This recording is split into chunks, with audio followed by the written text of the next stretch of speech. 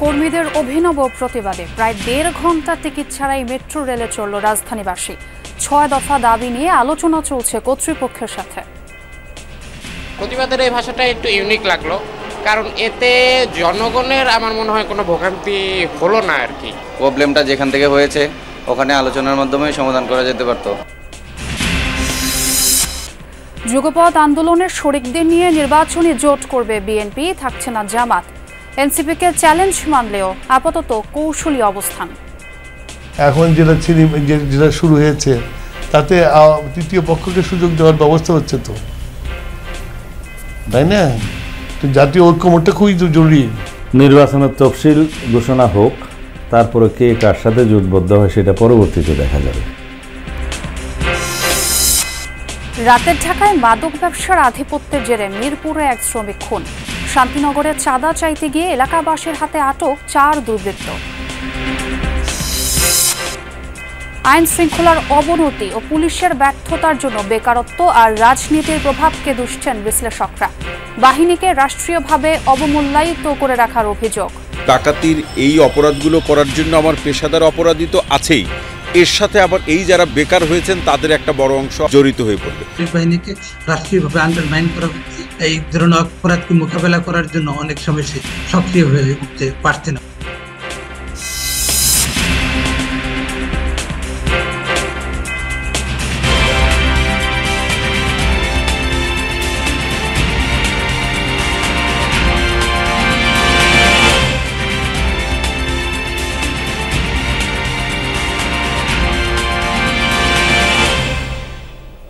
আমন্ত্রণ যমুনা নিউজে, আপনাদের সঙ্গে আছি আমি ছোয়া খন্দকার। এতক্ষণ শিরোনাম দেখছিলেন। এমআরটি পুলিশ সদস্যদের দ্বারা ৪ কর্মী লাঞ্ছিত হওয়ার প্রতিবাদে সকাল থেকে ভিন্ন ধর্মী কর্মসূচি পালন করছে মেট্রো রেল কর্মীরা। প্রথমে মেট্রো রেল না চালানোর কথা বললেও পরে বিনা টিকিটে মেট্রো রেল চলে প্রায় ১.৫ ঘন্টা। এরপর কর্তৃপক্ষের আশ্বাসে টিকিট ব্যবস্থা চালু করলেও পরে আবার তা বন্ধ করে দেয়। অবশ্য এখন যাত্রীরা ডিজিটাল বিক্রয় মেশিন থেকে টিকিট সংগ্রহ করে মেট্রোয় চলাচল করছেন। এর আগে মেট্রো রেল কর্মীরা ৬ দফা দাবি আদায়ের বার্তা প্রশাসনকে পৌঁছে দিতে টিকিট কাটা বন্ধ রাখে। কোনো ধরনের টাকা নেওয়া ছাড়াই মেট্রো রেলে তোলা হয় যাত্রীদের। এ সময় মেট্রো রেল চালানোর সিদ্ধান্ত নেয় যাত্রীরা কর্মীদের ধন্যবাদ জানান। রোববার বিকেলে ৫:১৫টার দিকে ঢাকা ম্যাস ট্রানজিট কোম্পানি লিমিটেডের ৪ জন কর্মীকে মৌখিক ও শারীরিকভাবে এমআরটি পুলিশ সদস্যরা লাঞ্ছিত করার অভিযোগ ওঠে। সেটির প্রেক্ষিতে এই ঘটনার দৃষ্টান্তমূলক সাজা এবং ৬ দফা দাবিতে কর্মীরা নিয়মিত কার্যক্রমে অংশ না নেওয়ার ঘোষণা দেন।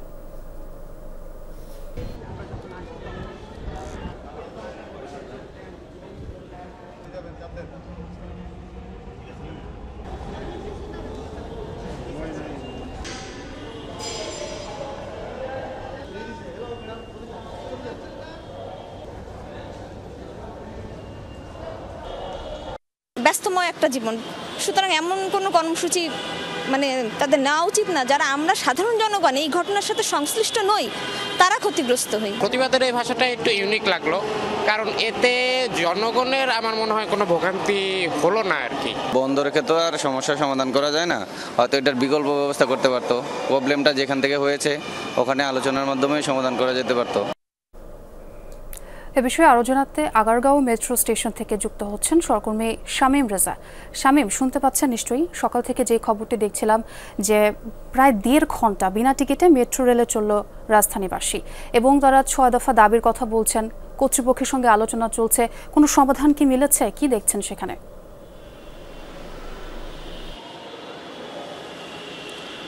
হ্যাঁ ছোয়া, নানা নাটকীয়তার মধ্য দিয়ে আসলে সকাল থেকে ঢাকার মেট্রো রেল চলাচল শুরু হয়েছে এবং নানা নাটকীয়তা চললেও সবশেষ স্বস্তির বিষয় সমাধান হয়েছে। কর্মীরা কাজে ফিরেছেন। তো সকাল থেকে আসলে ঘটনার ধারাবাহিকতাটা যদি একটু বলতে চাই, শুরুতে আসলে তারা গতকাল সচিবালয় মেট্রো স্টেশনের উদ্ভূত পরিস্থিতির প্রেক্ষাপটে তারা যে কর্মসূচি ঘোষণা করেছিলেন সেই ধারাবাহিকতায় আজ তারা মেট্রো রেল বন্ধ রাখার ঘোষণা দিয়েছিলেন। তবে সকাল থেকে যাত্রী ভোগান্তি বিবেচনায় মেট্রো রেল চলাচলের সিদ্ধান্ত নেয় কর্তৃপক্ষ। তারা বলেন রমজানে সাধারণ যাত্রীদের চলাচলে যাতে কোনো ভোগান্তি না হয় এজন্য বিনা টিকিটে ভ্রমণের ব্যবস্থা তারা করেছিলেন এবং সেইভাবেই মেট্রো চলাচল শুরু হয়।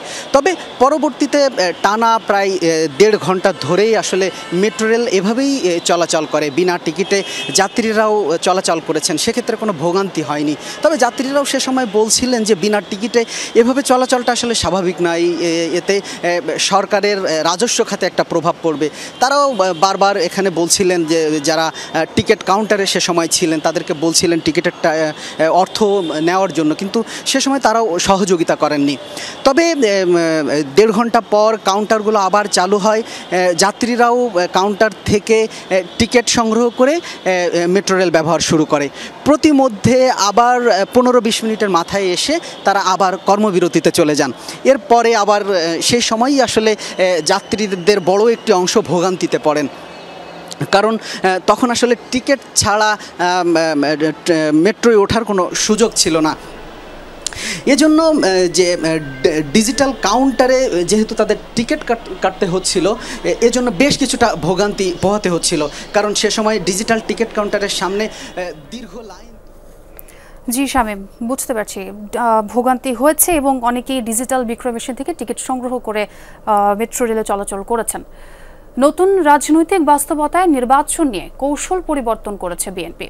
এককভাবে নয়, যুগপৎ আন্দোলনের শরিকদের নিয়ে নির্বাচনী জোট করার পথে দলটি। শীর্ষ নেতারা জানান, নির্বাচনের তফসিল ঘোষণার পরই আসন ভাগাভাগি নিয়ে চূড়ান্ত সিদ্ধান্ত হবে। তবে জামাতের সাথে এবার কোনো জোট করছে না বিএনপি। নতুন দল এনসিপির সাথে নির্বাচনী সমঝোতা নিয়ে এখনই কোনো সিদ্ধান্ত নিতে নারাজ দলটি। সহকর্মী আরিফিন শাকিলের রিপোর্ট। ডিসেম্বরে নির্বাচন হতে পারে এমন লক্ষ্য নিয়ে প্রস্তুতি নিচ্ছে বিএনপি। সেই সমীকরণে ছোট দলের বড় নেতাদের কাছে রাখার চেষ্টায় দলটি। এক্ষেত্রে হাসিনা বিরোধী যুগপৎ আন্দোলনের সহযোগীদেরই ভোটের ট্রেনের সহযাত্রী করতে চায় তারা। সমমনাদের দেওয়া হচ্ছে জাতীয় সরকারে রাখার প্রতিশ্রুতিও। বিএনপি এখন পর্যন্ত জোটগতভাবে নির্বাচন করার ইচ্ছা রয়েছে এবং আমরা 300 আসনের প্রার্থী দেবই। তাতে বিএনপির প্রার্থীরাও থাকবে, সাথে সাথে যারা আমাদের সাথে জোট সঙ্গী আছে যুগপৎ আন্দোলনে যারা আমাদের সঙ্গী তাদের মধ্য থেকে প্রার্থী দেওয়া হবে এবং নির্বাচনের ফলাফল ঘোষণার পরে পরিস্থিতি দেখে আমরা চেষ্টা করব একটা জাতীয় সরকার গঠন করার জন্য, বিএনপি যদি সংখ্যাগরিষ্ঠতা পায়।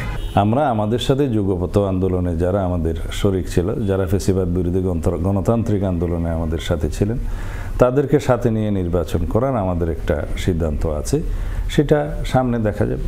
তবে নির্বাচনী যাত্রায় বিএনপির সামনে বড় চ্যালেঞ্জ নতুন রাজনৈতিক দল জাতীয় নাগরিক পার্টি এনসিপির আত্মপ্রকাশ। দলটির নেতাদের নির্বাচন সংক্রান্ত বক্তব্য ও তৎপরতা নিয়ে আলোচনা হয়েছে বিএনপির স্থায়ী কমিটিতে। যদিও এনসিপিকে চ্যালেঞ্জ মনে করলেও নির্বাচনী সমঝোতার ক্ষেত্রে কৌশলী অবস্থান বিএনপির। নেতারা বলছেন, রাজনীতিতে শেষ বলে কিছু নেই। পলিটিক্সে কিছুই উড়িয়ে দেওয়া যায় না, পলিটিক্স সবসময় ঘুরতে থাকে। সুতরাং এখন কিছু মন্তব্য করা আমার জন্য কঠিন। এখন তো জাতীয় ঐক্য করা দরকার। এখন যেটা শুরু হয়েছে তাতে তৃতীয় পক্ষকে সুযোগ দেওয়ার ব্যবস্থা হচ্ছে তো, তাই না? তো জাতীয় ঐক্যমতটা খুবই জরুরি। সেই জাতীয় ঐক্যমত হইতে পারে, ডিপেন্ড করে তখনকার পলিটিক্যাল সিনারিও কি দাঁড়াবে। নির্বাচনের তফসিল ঘোষণা হোক, তারপরে কে কার সাথে জোটবদ্ধ হয় সেটা পরবর্তীতে দেখা যাবে।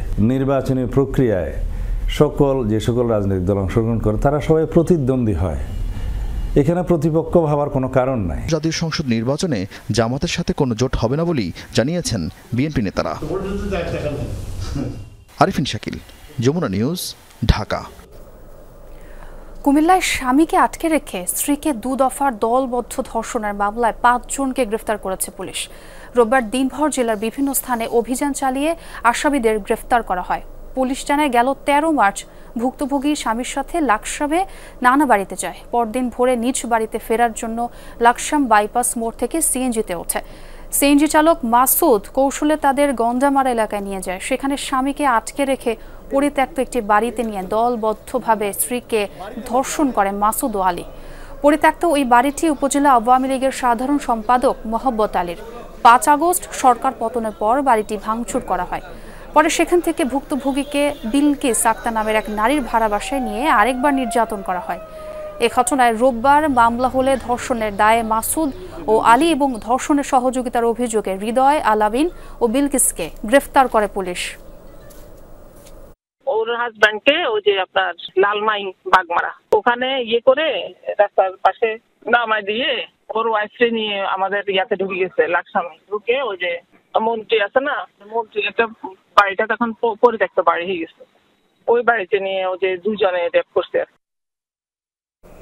রাত হলে যেন আতঙ্কের নগরীতে পরিণত হয় রাজধানী ঢাকা। চাঁদাবাজি, ছিনতাই, খুনের ঘটনা ঘটছে প্রতিনিয়ত। রোববার রাতে মিরপুরে মাদক ব্যবসার আধিপত্যের জেরে খুন হয় এক শ্রমিক। অন্যদিকে শান্তিনগরে চাঁদা চাইতে গিয়ে এলাকাবাসীর কাছে ধরা পড়ে 4 জন। ক্ষুব্ধ নগরবাসী জানান, এমন আতঙ্কময় রাত কাটাতে চান না তারা। মাদক ব্যবসার আধিপত্য বিস্তারকে কেন্দ্র করে রনি নামের এক শ্রমিক নিহত হয়েছেন। রাতে রাজধানীর মিরপুর 1-এ শিশু পার্কের পাশে ঘটে এ ঘটনা। এলাকাবাসী জানায়, রনির প্রতিপক্ষের কয়েকজন এলোপাথারি কুপিয়ে হত্যা করে তাকে। মাদক ব্যবসায় বাধা দেয়াতেই খুন হয়েছেন রনি, এমনটাই মনে করেন তারা। একটা ছুরি নিছে, ছুরি নিয়ে ওরে পোস্ট দিছে, পোস্ট অনেক ডিপ ছিল, তো হাত দিয়ে আটকে ও দিছে, আবার একটু মানে দৌড়ানোর চেষ্টা করতেছে, ওইখানেই চেয়ার দিয়ে ওরে বাড়ি দিছে। দৌড়ে আসছে সে বাঁচার জন্য, এদিকে মানুষ ছিল, তাকে এদিকে আসলে তো সে একটু বাঁচতে পারবো, তাই জন্য দৌড় দিছে দিক থেকে আইসা এইখানে পড়ছে। এলাকাবাসীর অভিযোগ, এই এলাকায় দীর্ঘদিন ধরে চলছে মাদকের রমরমা বাণিজ্য, যাকে কেন্দ্র করে প্রতিনিয়ত ঘটছে বিবাদ। এসব অপরাধে জড়িতদের আইনের আওতায় আনার দাবি সবার। সবাই মিলে বাধা দিছে যে মাদক বেচতে পারবো না, এই কারণে আরে দেখা নিয়ে এটা করছে। বাবার ব্যবসায় এর শাস্তি হোক। ঘটনার পরপরই ঘটনাস্থলে যায় সেনাবাহিনী ও পুলিশ। পরিস্থিতি নিয়ন্ত্রণে কাজ করেন তারা। এ সময় একজন সন্দেহভাজনকে আটক করতে দেখা যায়। পুলিশ জানায়, জড়িতদের আনা হবে আইনের আওতায়। যখন সে চুরিয়াঘাত হয়েছে তখনই পুলিশ সাথে সাথে রেসপন্ড করে এখানে আসে, তাৎক্ষণিকই আসে। আসার পরে আমরা ওইখানে সোহরাওয়ার্দী হাসপাতালে গিয়ে তাকে মৃত অবস্থায় পাই, চিকিৎসাধীন অবস্থায় মৃত অবস্থায় পাই। একই রাতে রাজধানীর শান্তিনগরে চাঁদাবাজির অভিযোগে 4 জনকে বৈদ্যুতিক খুঁটির সাথে বেঁধে রাখে এলাকাবাসী। পরে পুলিশে সোপর্দ করা হয় তাদের। স্থানীয়রা জানান, এক বাড়ির মালিকের কাছে 10 জনের একটি দল চাঁদা দাবি করে। খবর পেয়ে ছুটে আসে এলাকাবাসী। বলতেছে আমরা 3 লাখ টাকা আমাকে আপনারা দিতে হবে। কেন তোমাদের 3 লাখ টাকা দিব? কোনা দিতে হইব, এটা আপনার কাছে ফামো। এত টাকা তো দিতে পারবো না, 50,000 টাকা দিব। তারপরে এলাকার বাসী এসে ওদেরকে ধরছে। পুলিশ জানায়, বাদী হয়ে মামলা দায়ের করার কথা রয়েছে এলাকাবাসীর। যথাযথ তদন্তের পর নেওয়া হবে ব্যবস্থা। চাঁদা দাবি করার জন্য কিছু সংখ্যক লোক আটককৃত করে রাখছে জনগণ কর্তৃক। আমরা পাইছি তাদেরকে বাঁধানো অবস্থায়। এটা আইনগতভাবে যেটা তদন্তে যেটা আসে সেটা বলা যাবে। এমন চাঁদাবাজি কিংবা সংঘাত হানাহানির রাত নয়, বরং একটু স্বস্তিতে চিন্তামুক্ত হয়ে ঘুমাতে চায় সাধারণ মানুষ। তানভীর সিদ্দিক, টিপু, যমুনা নিউজ, ঢাকা। রাষ্ট্রীয়ভাবে অবমূল্যায়ন করে রাখায় এখনও পুরোপুরি সক্রিয় হতে পারছে না পুলিশ, এমন মত প্রকাশ করে অপরাধ বিশ্লেষকরা বলছেন, কমিশনের প্রস্তাবনা অনুযায়ী যথাযথ সংস্কার না হওয়াও একটি বাধা। পুলিশের ব্যর্থতার পাশাপাশি বেকারত্ব আর রাজনীতির প্রভাবকে আইন শৃঙ্খলার অবনতির কারণ হিসেবে দেখছেন আরেক অপরাধ বিশ্লেষক ডক্টর তৌহিদুল হক। তবে পুলিশ বলছে, অপরাধ নিয়ন্ত্রণে গতি বাড়ানোর চেষ্টা করছেন তারা। শাকিল হাসানের রিপোর্ট। জুলাই অভ্যুত্থানে পুলিশের নিষ্ঠুরতা জনমনে ক্ষত তৈরি করেছে। হতাহতদের স্বজন ছাড়াও অনেক মানুষ এখনও ক্ষুব্ধ পুলিশের উপর। তারই বহিঃপ্রকাশ ঘটেছে 5 আগস্ট পরবর্তী সময়ে। এই দুর্বলতার সুযোগ নিয়ে পুলিশের উপর সুযোগ সন্ধানীদের হামলার ঘটনাও ঘটেছে। কর্মক্ষেত্রে অনুপস্থিত অনেকে, গ্রেপ্তার অনেকের বিচার চলছে, আবারও অপরাধে জড়িয়ে পড়েছেন কেউ কেউ। গণমাধ্যমে প্রতিদিনই খবর হচ্ছে সেসব। নৈতিকতা ভেঙে গেছে অনেক সদস্যের, যার প্রভাব পড়ছে মাঠ পর্যায়ে কাজ করা পুলিশের ওপর। চুরি, ছিনতাই, চাঁদাবাজি সহ ডাকাতির এই অপরাধগুলো করার জন্য আমার পেশাদার অপরাধী তো আছেই, এর সাথে আবার এই যারা বেকার হয়েছেন তাদের একটা বড় অংশ আবার এই ধরনের অপরাধগুলোর সাথে জড়িত হয়ে পড়বে। তার মানে আমার এই বাস্তবতার কারণেই আমার অপরাধীর সংখ্যাটা বাড়ছে। গত 7 মাসের অপরাধের ভয়াবহতায় সংখ্যা বেড়েছে সাধারণের মাঝে। বিশেষ করে শহর এলাকায় সন্ধ্যার পরপরই নিজেদের নিরাপদ মনে করছেন না নাগরিকরা। মুষ্টিময় কিছু লোকের কাছে মনে হয় যেন আমরা বন্দী হয়ে আছি। এই বন্দী অবস্থা থেকে আমরা মুক্তি চাচ্ছি। পুলিশকে সেই অনুসারে আগায় আসতে হবে। মানুষের বন্ধু হিসাবে যদি হয় তাহলে মানুষও সাহস পাবে পুলিশের কাছে যাইতে, পুলিশের কাছে আবেদন জানাইতে যে কি ফেস করতেছে। এতদিনেও পুলিশকে কেন তৎপর করা গেল না? কেন জোড়া লাগছে না জনগণের সঙ্গে আস্থায় ফাটল ধরা সম্পর্কে? রাজনৈতিক কারণ আছে এখানে, তারপরে সামাজিক, তারপরে সাংস্কৃতিক বিভিন্ন কারণে রয়েছে এবং পুলিশ বাহিনী বিগত সময়ে যে রোল এবং ফাংশন করেছে সেগুলি নিয়ে বিতর্ক আছে। পুলিশ বাহিনীকে রাষ্ট্রীয়ভাবে আন্ডারমাইন করা হচ্ছে, যার ফলে পুলিশ সে স্বতঃস্ফূর্ত হয়ে যে এই ধরনের অপরাধকে মোকাবেলা করার জন্য অনেক সময় সে সক্রিয় হয়ে উঠতে পারছে না। সমস্যার গোড়ার কারণগুলো বলার পাশাপাশি এর সমাধানও তুলে ধরলেন পুলিশ নিয়ে কাজ করা এই গবেষক। বিকেন্দ্রীকরণ, রাজনীতি প্রভাবমুক্ত করা, ইন্ডিপেন্ডেন্ট পুলিশ কমিশন করা, এগুলি বলা হয়েছে। এটা সরকার বিবেচনা করতে পারে। বিবেচনা কেন, একেবারে ওয়েল স্ট্রাকচার একটা এখনই করা থাকবে এবং সেটা বাস্তবায়ন করা হবে। এই সময়টা যদি এখন না করা হয়, এটা ভবিষ্যতে কখনো এই কমিশন, কখনোই পুলিশ কমিশনের এই সুপারিশগুলি কখন কার্যকর হবে। কিন্তু রাষ্ট্র এটা কতটুকু নিতে চায় অথবা নিতে চায় না সেটা নিয়ে আমার সন্দেহ আছে। ঊর্ধ্বতন কর্মকর্তারা বাহিনীর শৃঙ্খলা ফিরিয়ে আনার চেষ্টা করছে বলে জানায় পুলিশ। অপরাধ নিয়ন্ত্রণেও গতি বাড়ানোর চেষ্টা করছে তারা। দু একটা বিচ্ছিন্ন ঘটনা ছাড়াই রাজধানীর আইনশৃঙ্খলা পরিস্থিতি মোটামুটি স্থিতিশীল রয়েছে। এটা নিয়ে অবশ্য আমরা কোনোভাবেই আত্মতুষ্টির মধ্যে নেই, আমরা সর্বাত্মক চেষ্টা করছি। আইন শৃঙ্খলা বাহিনীর হিসেবে চলতি বছরের প্রথম 2 মাসেও অপরাধের ঊর্ধ্বগতি স্পষ্ট। শাকিল হাসান, যমুনা নিউজ, ঢাকা। দেশের আইন শৃঙ্খলা পরিস্থিতি নিয়ে পুলিশের ঊর্ধ্বতন কর্মকর্তাদের সাথে আজ বৈঠকে বসছেন প্রধান উপদেষ্টা প্রফেসর মোহাম্মদ ইউনূস।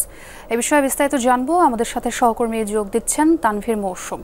তানভীর, সভা কখন নাগাদ শুরু হচ্ছে এবং কারা কারা পৌঁছেছেন? আমরা যেহেতু জানি যে মোট 127 পুলিশ কর্মকর্তা এসে পৌঁছানোর কথা, কি খবর আছে আপনার কাছে? এই বৈঠকটি শুরু হয়ে গেছে। যে বৈঠকটির ব্যাপারে আমরা বলছি সেটি আসলে খুবই গুরুত্বপূর্ণ এবং বিশেষ একটি বৈঠক, এমন একটি বৈঠক যেটি এর আগে প্রধান উপদেষ্টা আসলে এমন কোনো বৈঠক করেননি। বৈঠকটি হচ্ছে পুলিশ কর্মকর্তাদের সাথে, যেমনটি আপনি বললেন, এবং এখানে 100-র বেশি 127 জন পুলিশ কর্মকর্তা উপস্থিত থাকবে। এবং এখানে একটি বিষয় হচ্ছে যে কারা আসলে থাকছেন, কারা এখানে প্রধান উপদেষ্টার সাথে এই বৈঠকে আলোচনায় অংশগ্রহণ করবেন। এবং এখানে মূলত পুলিশের নীতি নির্ধারণী পর্যায়ে যে সকল কর্মকর্তারা আছেন, উচ্চপদস্থ কর্মকর্তা, মেট্রোপলিটন, ঢাকা মেট্রোপলিটন যে পুলিশ, তাদের যে কমিশনাররা রয়েছেন এবং একদম এসপি থেকে শুরু করে বিভিন্ন ক্রাইম ডিভিশনের যারা প্রধানরা রয়েছেন, তারা আজকের এই বৈঠকে প্রধান উপদেষ্টার সাথে আলোচনায় বসবেন। এবং তারাই কিন্তু আজকে প্রধান উপদেষ্টার কাছে তাদের নিজ নিজ অভিজ্ঞতা, নিজ নিজ তাদের যে কর্মকাণ্ডগুলো রয়েছে, তারা যেসব পরিধিগুলো এর মধ্যে নিয়েছেন, বাস্তবায়ন করেছেন, সেই বিষয়গুলো তারা প্রধান উপদেষ্টাকে জানাবেন। প্রধান উপদেষ্টা এই নীতি নির্ধারণী পর্যায়ের উচ্চপদস্থ যে সকল পুলিশ কর্মকর্তা আছে তাদের কথাগুলো শুনবেন। প্রধান উপদেষ্টা জানবেন যে আসলে 5 আগস্টের পর আইন শৃঙ্খলা পরিস্থিতি নিয়ন্ত্রণে এই পুলিশ বাহিনীর সদস্যরা তারা কি কি পদক্ষেপ গ্রহণ করেছে, তারা এই পরিস্থিতিকে নিয়ন্ত্রণে রাখতে কি কি করবে, এবং এছাড়াও 6 জন পুলিশ কর্মকর্তা কিন্তু তাদের অভিজ্ঞতা এবং তারা মাঠ পর্যায়ে কি কি করছেন না করছেন সে বিষয়ে প্রধান উপদেষ্টাকে জানাবেন। ধন্যবাদ তানভীর। অবশ্যই বৈঠকের খবর আপনার কাছ থেকে জেনে নেব। মুঘল সম্রাট আওরঙ্গজেবের মাজার উচ্ছেদের দাবিকে কেন্দ্র করে তোলপাড় চলছে ভারতের মহারাষ্ট্রে। হিন্দুত্ববাদী গোষ্ঠী বজরং দল এবং বিশ্ব হিন্দু পরিষদ আওরঙ্গজেবের মাজার উচ্ছেদের দাবিতে বিক্ষোভের ঘোষণা দেয়। সোমবার ওই বিক্ষোভ হওয়ার কথা। সরকার যদি সমাধিটি অপসারণ না করে তাহলে সেটি ভাঙার হুমকিও দিয়েছে উগ্র হিন্দুত্ববাদী দল দুটি। সে ঘোষণার পর সম্ভাজিনগরের খুলবাতে মুঘল সম্রাট আওরঙ্গজেবের মাজার ঘিরে নিরাপত্তা ব্যবস্থা জোরদার করা হয়েছে। পরিস্থিতি নিয়ন্ত্রণে রাখতে মোতায়েন করা হয়েছে সিআরপিএফ সদস্যদের।